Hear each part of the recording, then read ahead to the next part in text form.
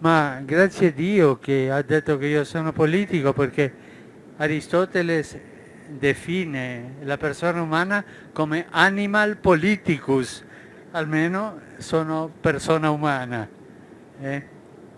E che sono una pedina, ma forse, non so, lo lascio al giudizio di voi, della gente. Eh, e poi una persona che pensa soltanto in fare muri, sia dove sia, e non fare ponti, non è cristiano.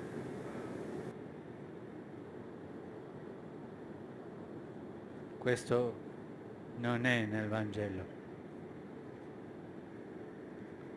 Poi quello che mi diceva cosa consiglierebbe votare o non votare, non mi mischio, soltanto dico quest'uomo non è cristiano. Se si dice questo così, bisogna vedere se gli ha detto così le cose, no? E questo do il beneficio del dubbio. The Pope was in Mexico. Do you know that? Did everyone know, right?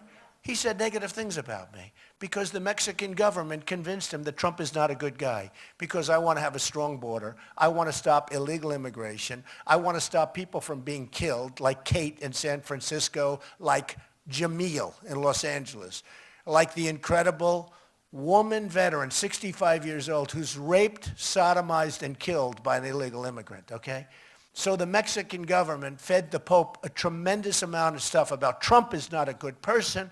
And the Pope just made a statement. Can you imagine? I just got a call. As I'm walking up here, they said, Mr. Trump, the Pope made a statement about you. I said, the Pope? What did the Pope say? I like the Pope. I mean, was it good or bad? Because if it's good, I like the Pope. If it's bad, I don't like the Pope. So if and when the Vatican is attacked by ISIS, which, as everyone knows, is ISIS's ultimate trophy, I can promise you that the Pope would have only wished and prayed that Donald Trump would have been president. Because it's true. It's true.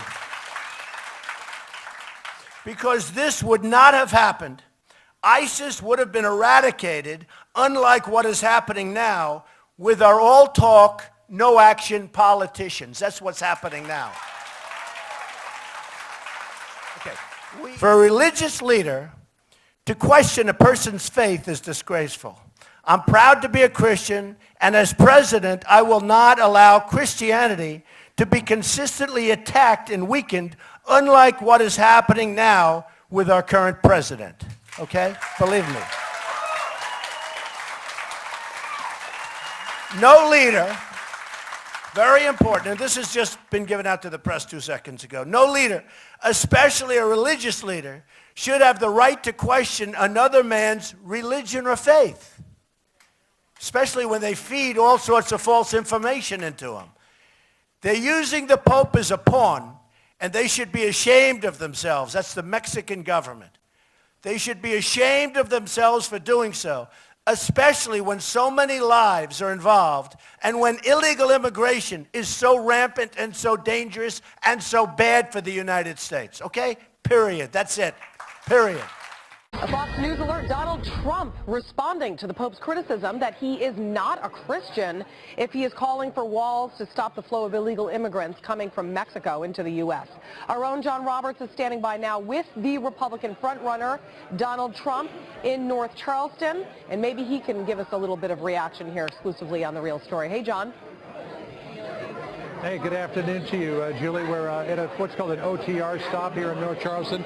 Donald Trump has stopped by a local eatery here. He's talking with the mayor of North Charleston, Keith Summey. A little while ago on Kiowa Island, I spoke with Mr. Trump about this idea that the Pope is suggesting that anybody who would want to build a wall along the U.S.-Mexico border is not a Christian.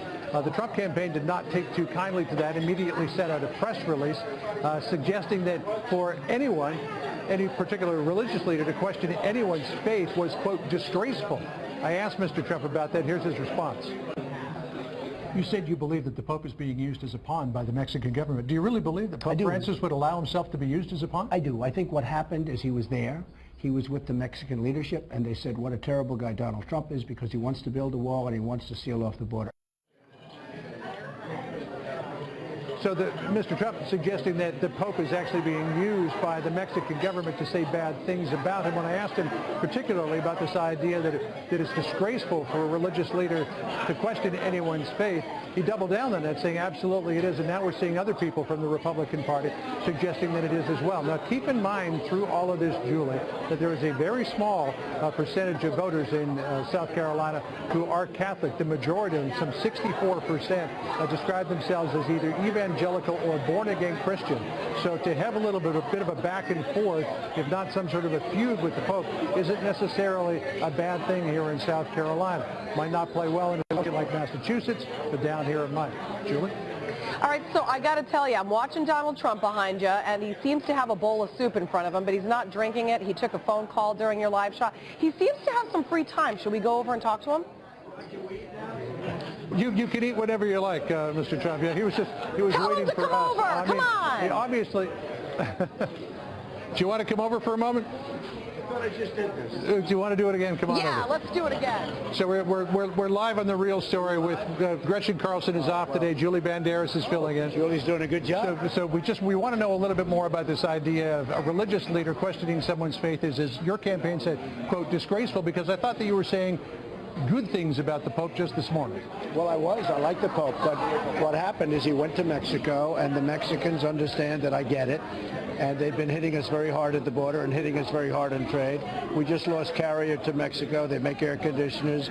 We're losing Ford to Mexico. We're losing so many companies to Mexico, Nabisco, and they understand that if I'm president, that's not going to happen. And they gave a pretty bad reference, I think, in terms of my attitude toward the border.